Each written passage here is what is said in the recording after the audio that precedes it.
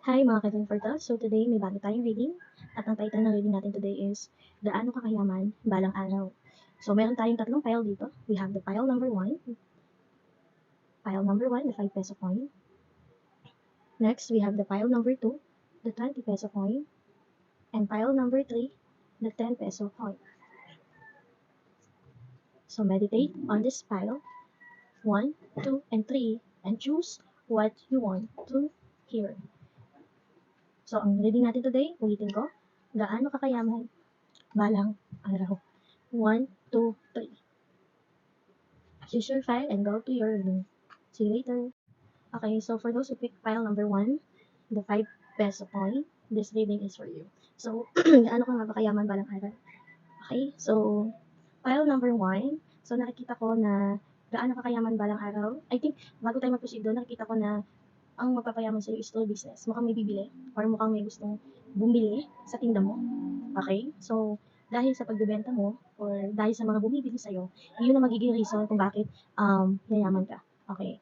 So, yayaman ka because of your business. Okay? At mukhang mahahati yung oras mo. Okay? I think you were, sa tingin ko you are a mother at the same time, a business woman. Siguro parang ganun ka.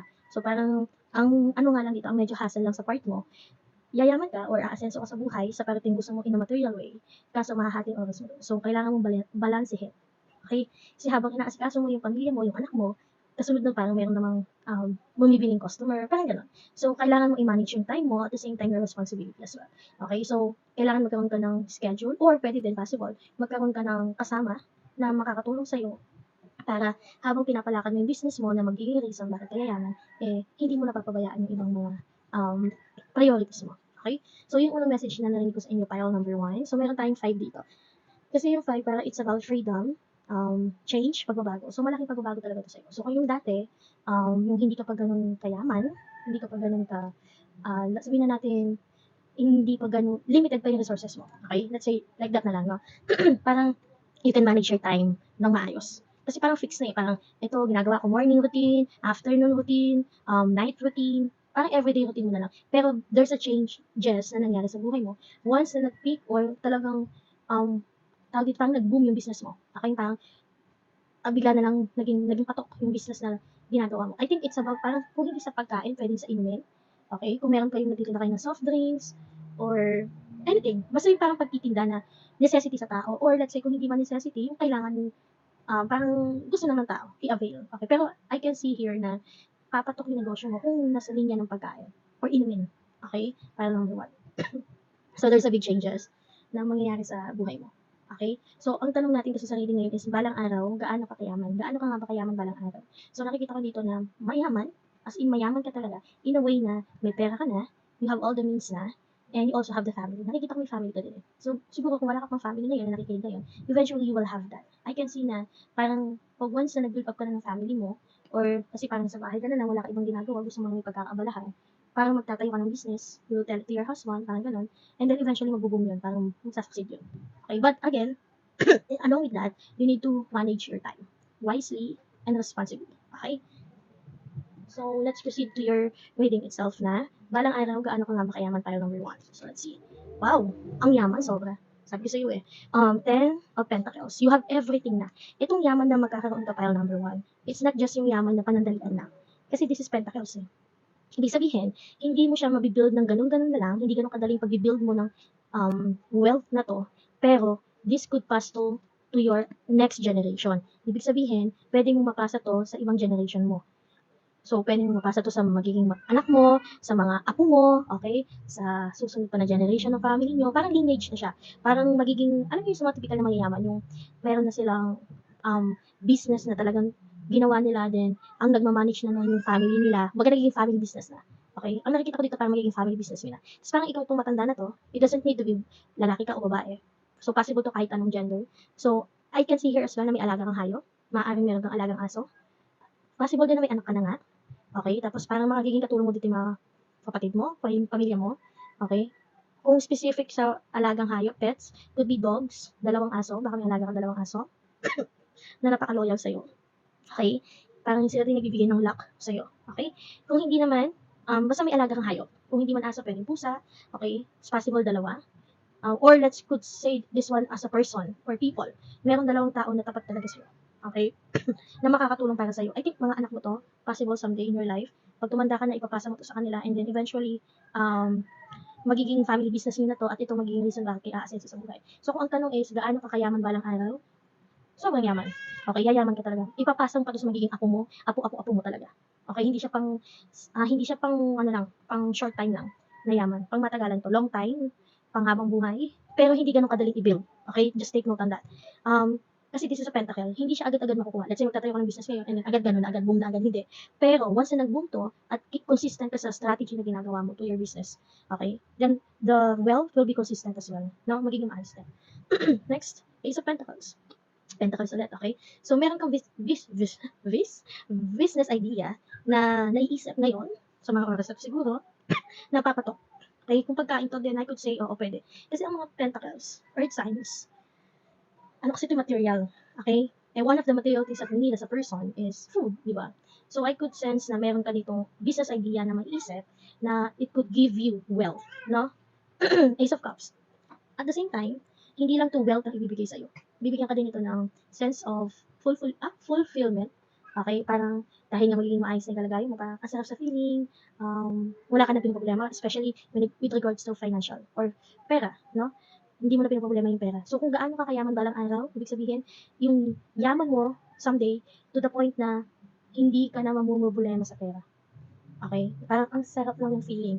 Hindi mo na problema ang pera. But, sabi ko nga, meron tayong kailangan i-take note. You need to prioritize or you need to use your time wisely and responsibly. Okay? Siyempre, dapat yung priority mo. Let's say, for example, family. Hindi mo nakakalimutan kahit sabihin mo nang busy ka na masyado sa business mo. Okay, kasi, di ba yung business, busy, nagiging busy ka because of your business, but make sure that you balance it out with your family. Let's say, yung mga family gathering, huwag makalimutan yung mga birthdays, special events, or sa mga anak mo, pag mayroong school activities, huwag mo pa rin kakalimutan yun. Kasi yun ang naging source mo bakit ka nandyan ngayon, or bakit ka mapupunta sa sitwasyon na yun. Next, 9 of Wands. So, wala ka nang pinoproblema na. So, gaano ka kayaman someday? Wala ka nang problemahin na anong problema yan. Kasi tunay, no, parang lahat na lang pagsubok sa buhay mo. Siguro ngayon, sad-sad ka ngayong taon na to, o let's say, hindi naman ngayong taon, let's say, parang sad-sad ka ng mga nakaraang taon, nasadsad ka talaga. When I say nasadsad, parang feeling mo kapos na kapos ka. Parang hirap na hirap ka na sa buhay mo, parang wala nang katapusan to. Feeling mo ganun. But there's an ending kasi nga it's 9. And this year is 2025, which is an 9th year, meaning there's an ending, there's a change, which is 5 as well. So may changes na mangyayari sa buhay mo. So ang kailangan mo lang gawin ngayong taon, kasi possible ngayong taon, mag-umpisa yung ganda ng buhay mo. So kailangan ngayong taon, you need to be open and to accept ano man ang mga ideas na pumasok sa utak mo, especially when it comes to business.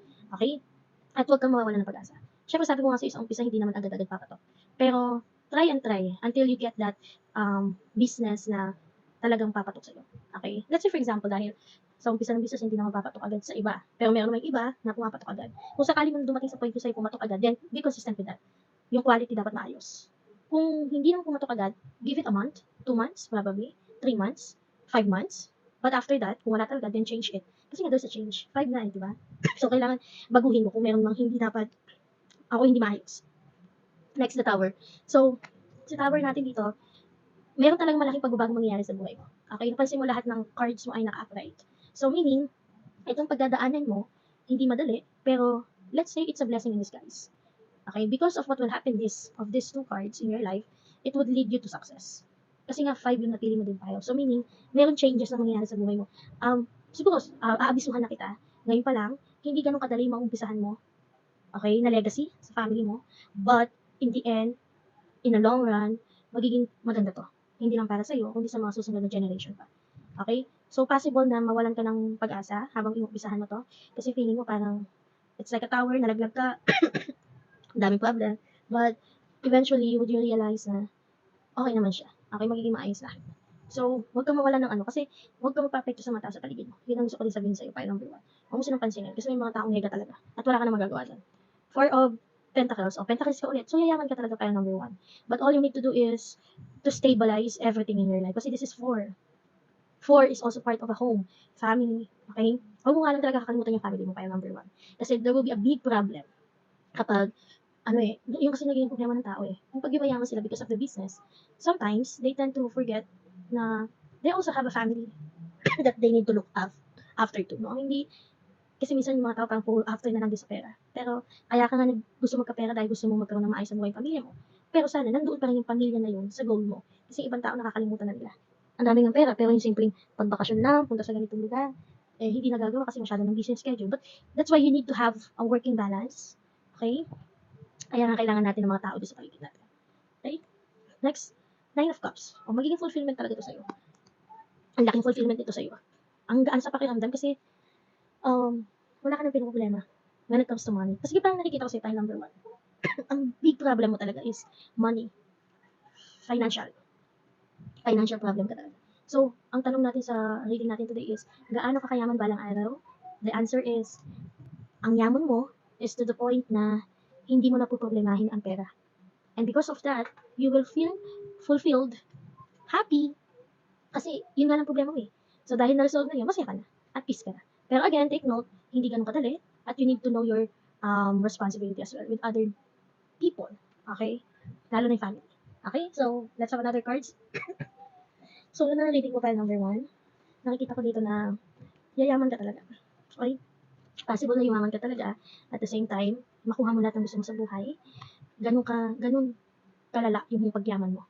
At itong pagyaman mo makakatulong pa sa susunod na henerasyon kasi it will be a legacy. May iwan mo sa mga anak mo, sa mga apo mo, at sa mga susunod na generation, which is a very good, okay, legacy na may iwan mo sa kanila. But again, kailangan i-prioritize mo pa rin yung family mo. Kasi ang hirap, diba?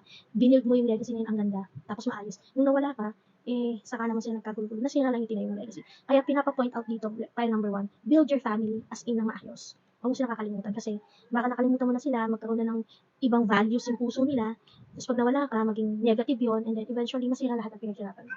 Okay? So, the hangman, which is not in reverse, it's in the upright. So, it means you really need to balance it out. Okay? Dapat there's a time na there's a business time, there's a family time, and there's also a me time.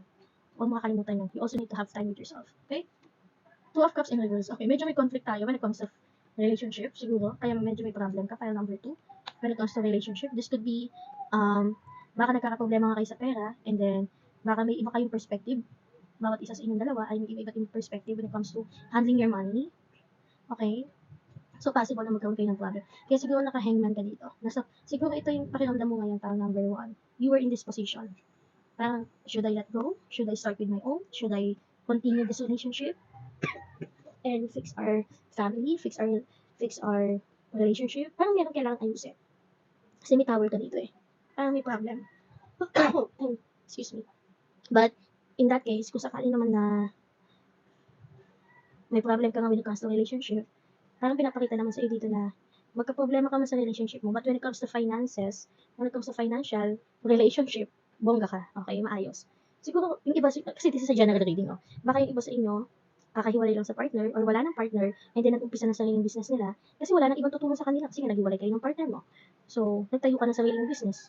Nag-work ka ulit. Ikaw mag-isa. Ikaw na lang yung mag-isang tumatagol sa pamilya mo kasi wala ka nang partner. So, parang doon na mag-umpisa yun.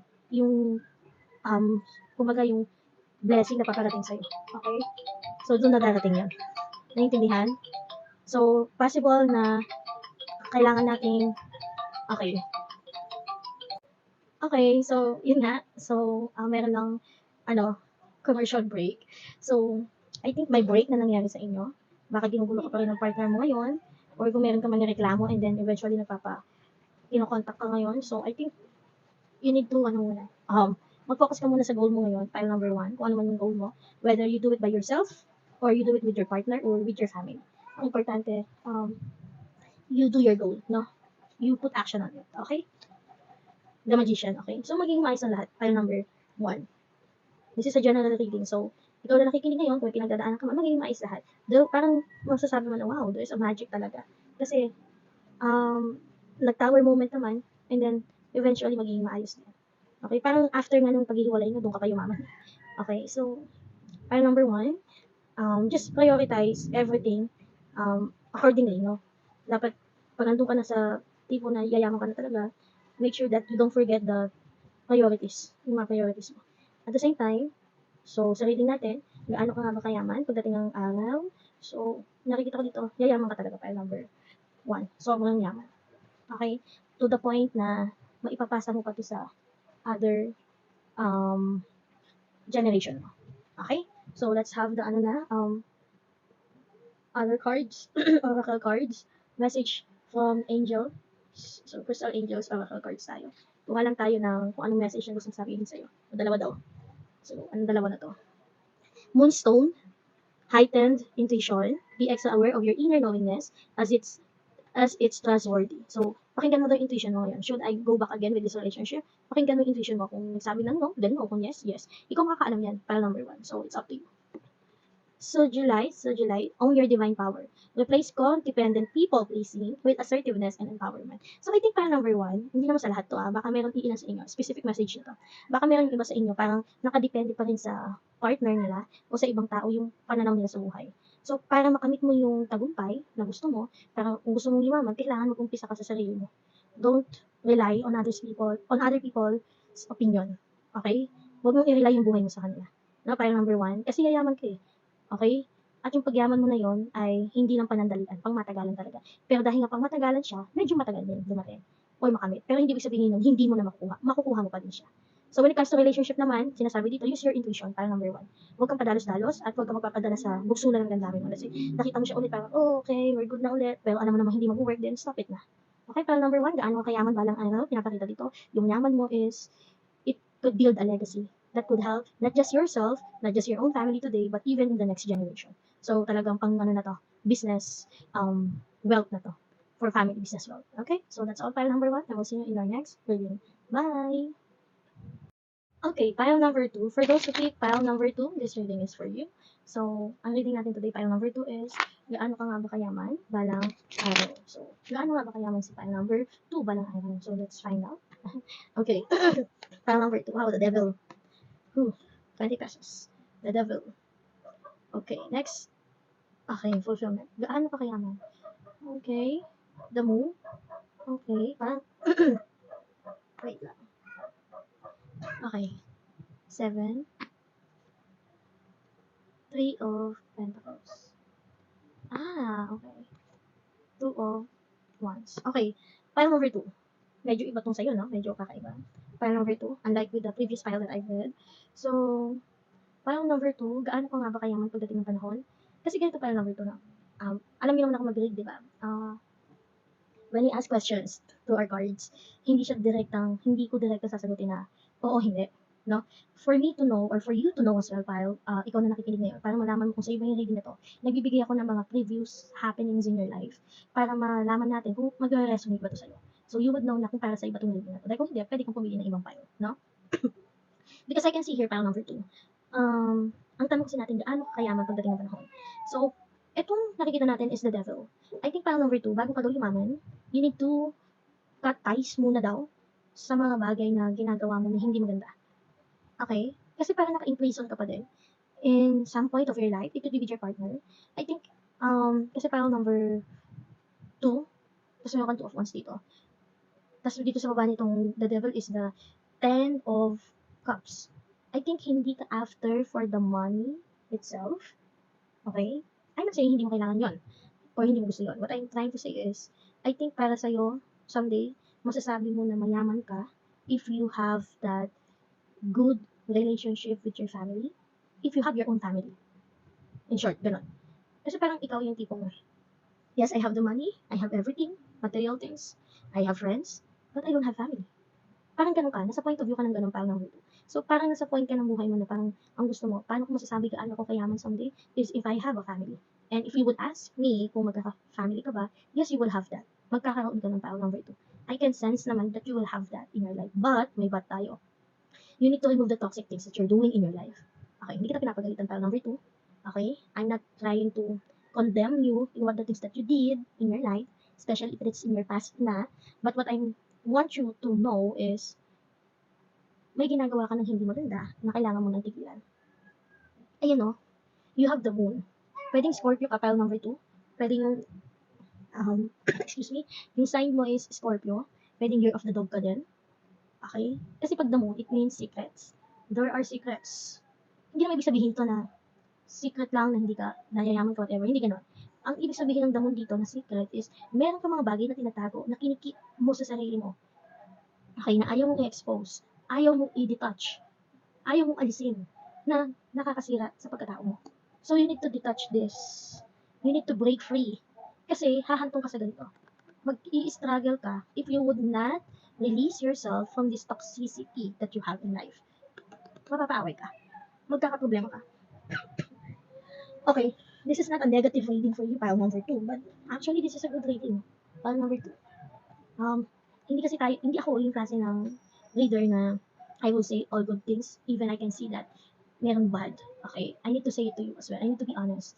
So I can see here, pile number 2, may struggle mangyayari sa buhay mo, pero malalabanan mo to. At kailangan mo itong labanan. So let's say this one, meron kang toxic habits na ginagawa, but you kept it as a secret. You need to remove that immediately or as soon as possible. And you are working on that. Ginagawa mo naman, inaayos mo naman eh. But, ang hirap kasi kung, alam mo yun, kung aayusin mo siya in a way na minsan gagawin, minsan hindi. So, pile number 2, ang tanong natin is gaano ka kayaman pagdating ng panahon. Paano mo makakamit yung yaman na gusto mo kung hindi mo aayusin yung buhay mo ngayon? Gets mo pile number 2? So, for you to have that love, passion, family that you are wishing for or you want in your life, dapat maayos ka muna. And you need to work on that. And I can see you are working it naman, no? Pero I hope, no? Kasi 7 of Wands ka dito, na itong struggle na to ay maayos mo as soon as possible. Okay? Kasi magko-contemplate ka eh. Parang, should I build my family ba o hindi na lang? Parang ganun ka pagdating ng panahon. So, parang hindi ka na umantong sa punto na mahihirapan kang pumili at parang isasang alang-alang mo yung wealth into the, what do you call this one? Yung talagang desire ng heart mo na binigay sa'yo ng Diyos is, you need to fix something within yourself. Okay? And aside from that, while you are doing that fixing, take note that there are people who would judge you, who would say or criticize you. Pero, huwag mong pansinin. Just build it pa rin. Build it. Build your pentacles. Yayaman ka, oo. Makukuha mo yung fulfillment na gusto mo talaga, especially if it's relationship. So, don't mind those people. Huwag mo silang pansinin. Okay? Start building it now. As in now. Before it's too late. I know, hanggat may buhay kami pag-asa, pero hanggang kailan may buhay mo kayo number 2. So, you need to do it now. And you are working it naman eh. I can see. Gagawin mo naman talaga siya. That's why you will have this eh. Kaya nga lumabas to sa card mo eh. Para number 2. Ibig sabihin, magkakaroon ka nito someday. At ito para sa'yo ang kayamanan. Ito ang importante sa'yo. At makukuha mo yan. Just take note. You need to start it now. Building yourself, building your life. The life that you want in your life. You build it now.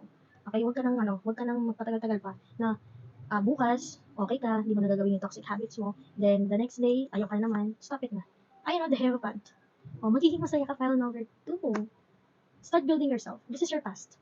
So, in your present time, I want you to focus on it, building yourself, building your life, building your happiness. Okay, masaya ka, magiging masaya ka dito. Oh, the Lovers, sabi ko na eh. Pile number 2. Ang tunay na kayamanan para sa'yo is pagmamahal, love, family, building your own family. And you would have that, pahal ng ito. Basta alisin mo na yung toxic traits, ugali mo, or kung hindi naman ugali, mga tao sa paligid mo na toxic, lumayo ka na sa kanila. Kasi paano papasok yung mga bagong tao na magiging parte talaga ng buhay mo kung wala na silang espasyo sa buhay mo? Dahil punong-puno na ng mga negative people. So, remove them. Okay? The Empress in reverse.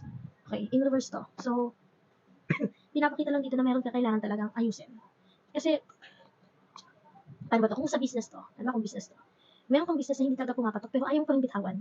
Parang gano'n. So, parang sinasabi dito, paano magkakaroon ng panibagong creation, panibagong business venture kung hindi mo tatanggalin yung luma na hindi na patok, hindi na maganda. So, remove it. Queen of Cups in reverse. So, medyo nahihirapan ka ngayon. Medyo hindi stable yung emotion mo ngayon. But someday, just gusto ko lang ipatating sa'yo. Present time kasi ito eh. This is in the future. So, in the future, magiging maayos ka. Just believe. 2 of Swords. Okay. Mamimili ka talaga. Kasi di ba meron tayong 2 of Wands kanina. May pagpipilian ka talaga. Siguro,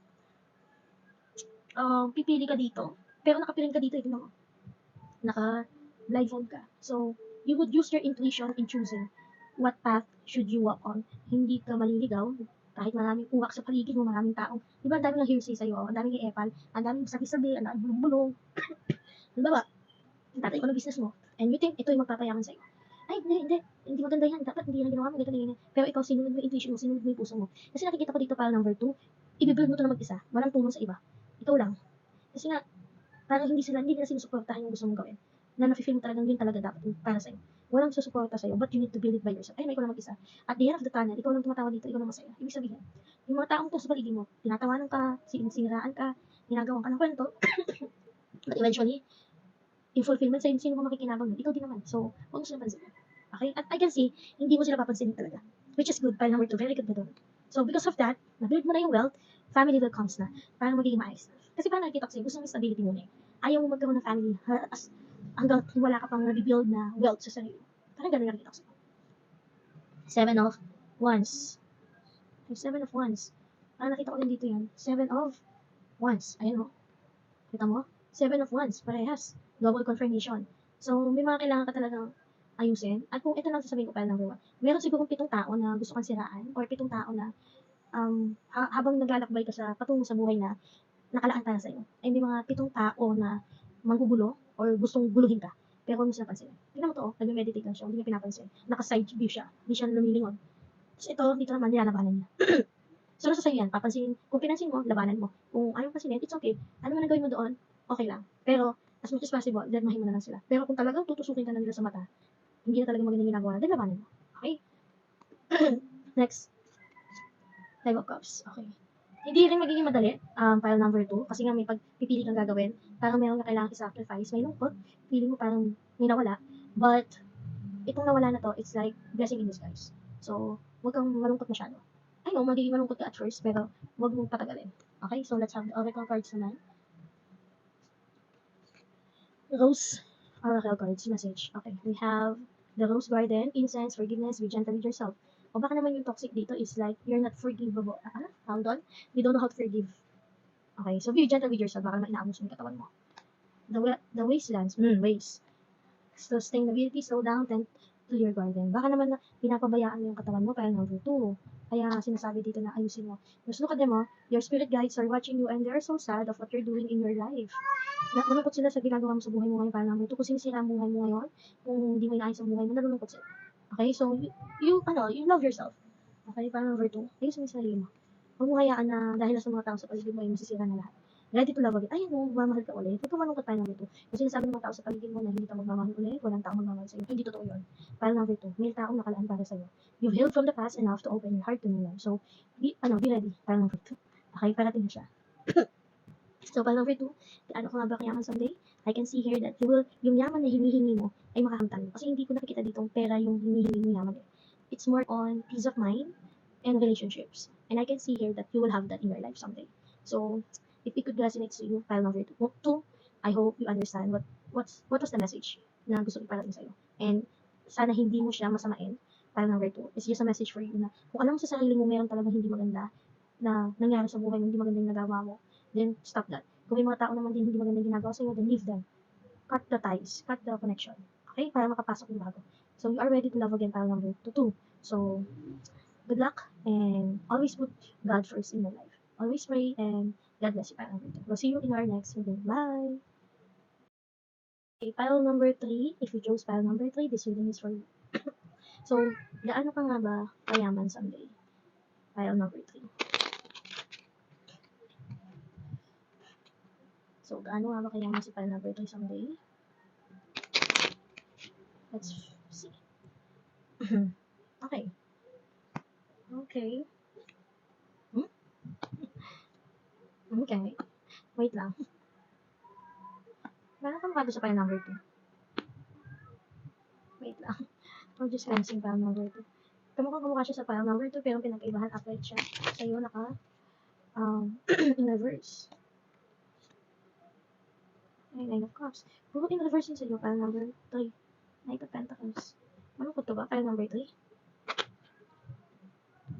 Malungkot to, file number 3. Siguro, wala kang choice. Pinili mo to, kung hindi para sa'yo, kung hindi mag-resonate to, file number 3 sa'yo, pili ka na lang ng ibang cards. Pili ka na lang ng ibang cards. Okay. Okay, ang daming dito. Wait lang.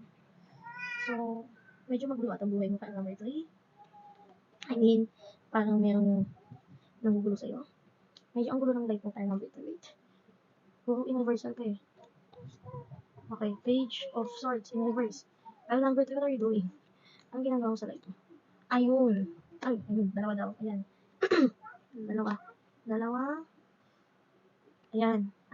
Okay. Okay, file number 3. Pinapakita dito na hindi maayos ang buhay mo at the present time. ang dami mong pinagdadaanan, ang dami mong problema pinagdaanan, ang dami, sobrang dami. Okay? Pero pinapakita dito na matatapos lahat. Look at this one, naka-in reverse to. Napansin ko lahat ng cards mo in reversal, except for one. Tingnan mo ha, lahat sila naka-in reverse. Okay? Reversal. Ayan, tingnan mo mabuti. Reversal lahat, pile number 1. No? In reverse. But look at this. There is one card that is not in reverse, and that is the Sun. And remember, the coin that you chose is 10, which is about completion, fulfillment. So it means, at the end of all of these things na hindi maganda nangyari sa buhay mo, there is a sun. May changes. May magandang mangyayari sa buhay mo. Kumbaga, there is always a light at the end of the dark tunnel. So, magiging maayos ang lahat. So, gaano ka kayaman pagdating ng panahon pile number 3? I could sense here pile number 3. Yung yaman na makakamtan mo in the near future is not like the yaman that is material. It's more on peace of mind, spiritual awakening. It's more like emotional stability. Yung wala ka ng pinoproblema in terms of emotions. Excuse me. Mukhang masama talagang pakiramdam mo din ngayon para number 3. Lahat kasi naka-in-reverse para number 3. I was like, in all of my readings, I think this is my first time na makakita ako ng cards na puro in-reverse lahat. Take note I always do the yung parang ina-eyes ko lahat ng mga cards before I start another one. But for your reading, it's different. So, I need to take one again for the oracle cards tayo. Diamond. Yellow. I think your lucky color is yellow. Value your self-worth. You are God's best gem. Pile number 3. Intuition again. Mabas din ito sa dati. Moonstone. So, kung pile number 3, kung yung mga iba, there are more after with the gaano sila yayaman is like more on physical aspect. Ikaw naman parang I think it's more on spiritual aspect. Emotion. Okay? Kasi ang lungkot-lungkot mo ngayon parang number 3. I actually nag-shift yung emotion ko into like parang may pinagdadaanan ako. Hindi lang emotion. Yung parang kanina ang hyper ko, parang ngayon parang I was like tired of everything. Parang ganun yung nafe-feel ko. I think what you're feeling right now, pile number 3, if this reading resonates to you, no, kung para sa itong reading na to, pile number 3, maybe you are in a point of your life na you feel like exhausted, pagod, you feel like tapos na, ayoko na talaga. You feel like, I'm tired of it. Ganon. Parang ganun yung sinasabi mo. Parang yun lang na-feel ko sa'yo. File number 3. So, next we have the Thorn. Protection, boundaries, clear communication. May mga balakid. Okay, pero may protection ka. The Sacred Waters. Nourishment, refreshment, health, rest, self-care. Okay. Parang I think yung yaman na gusto mo yung parang it's about good health. Baka may pinagdadaanan ka ngayon, pwedeng may sakit ka, or masama talagang pakiramdam mo, or may pinagdadaanan ka talaga sa life mo. Pero, ganun pa man, tandaan mo parang number 2, maganda yung mangyayari sa buhay mo, no? So, let's remove all of this muna. Kasi ito mga pass mo to. Isa-isahin natin. Number 3, you're not in a good emotion ngayon. Exhausted ka na. Page of Swords, parang wala ka ng will sa life mo. The Tower in reverse, it means wala nang problema darating sa'yo. Okay, masusolusyonan mo yan. 5 of Swords in reverse, wala nang conflict. Okay? Kung may conflict ka noon, mawawala lahat yan. 6 of Swords, yung lungkot, yung ulila, yung depression, mawawala ka dyan. Okay? Eventually. 4 of Pentacles, medyo hindi stable nga. Kahit yung cups mo, 10 of Cups, hindi stable ang life mo ngayon. Sa ngayon, ha? Kasi nga may pinagdadaanan ka. Wala kang will to survive, wala ka din will to do something. Parang tamad ka. I think you were in a depression life ngayon. But, makakaalis ka dyan. Kasi ito, the level in reverse. Makakaalis ka dun. Knight of Pentacles, naka-in reverse to, so ibig sabihin, hindi matagal. Ibig sabihin, makakaalis ka din dyan. Mabilis ka maaano sa sitwasyon na yan. Kasi the Tower is in reverse. So, lahat is in reverse, this one, which is good. Then, ang medyo bad lang dyan, yung naka-in reverse yung ating mga good signs na cards. But, syempre, imagine mo na lang to, diba? Paano pupunta yung mga gagandang blessings sa buhay mo kung hindi maayos ang, hindi stable ang emotion mo ngayon? Hindi may ibibigay sa'yo yan. Hindi ibibigay sa'yo yan. Bakit? Because you would not appreciate that kung ibibigay ngayon yung mga bagay na maganda sa buhay mo kung ikaw mismo ngayon ay wala sa magandang sitwasyon. Ayun yung kailangan ko yung maganda para gumanda yung sitwasyon ko. No.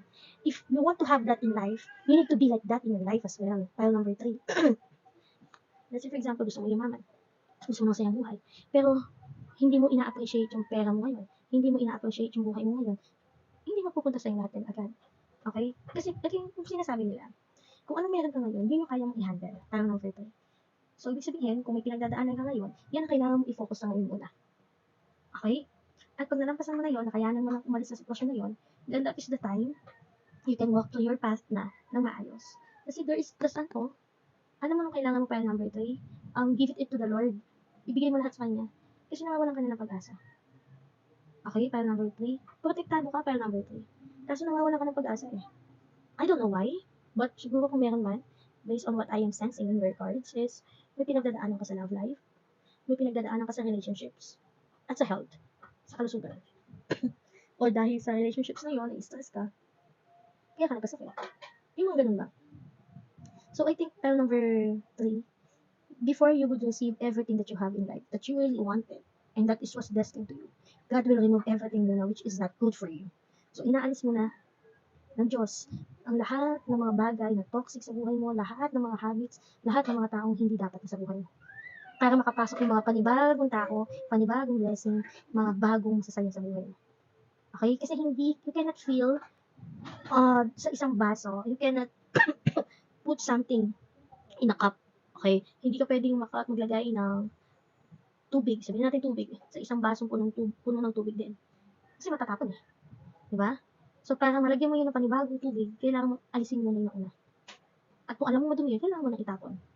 Para malagyan ulit ng panibago. At kung alam mo kailangan itapon mo na. It could be a king. Pero pag tao, hindi mo sabihin ng tao yung aawayan. It's not like that. It's more on give boundaries to those people. Okay? Unti-unti ka lumayo. Hindi naman ibig sabihin yung parang aawayin mo sila, kakalimutan mo na lahat. It's more on parang give yourself time. Huwag kang laging available, readily available to those people na alam mo naman hindi maganda para sa'yo. Okay? So, ano mo lang pile number 2. Huwag kang masyadong, pile number 3. Huwag kang masyadong nakafocus lang sa kung ano meron. Kasi magiging maayos ang lahat. Maaalis ka sa sitwasyon na yan. Pile number 3. Okay? Maaalis ka sa sitwasyon na yan. Pile number 3. Maniwala ka. Okay? Maaalis ka dyan. So, gaano ka kayaman someday? Yung yaman na makakamtan na someday, it's more on a peace of mind, emotional stability, yung spiritual na, alam mo yung, you would gain that. Kasi ang hirap naman kung nandiyan na lahat sa yung material aspect tapos ang gulo ng utak mo, diba? So yun yung pinakayaman na makakamtan mo someday. At doon ka mas nakapokus someday. Siguro ngayon, kung puro pera na sa isip mo, friends, sigala dito, travel doon, inom dito, ganyan. Eventually, when you grow older, hindi na yan magiging aspect ng buhay mo na nakapokus ka. More on this spiritual matter ka. So, that's all for your reading file number 3. I hope it resonates. Kung hindi naman, yung mga hindi maganda, then don't keep it to yourself. But if it's good, then acknowledge na lang. Okay, so file number 3, thank you for listening. And we'll see you in your next reading. Bye!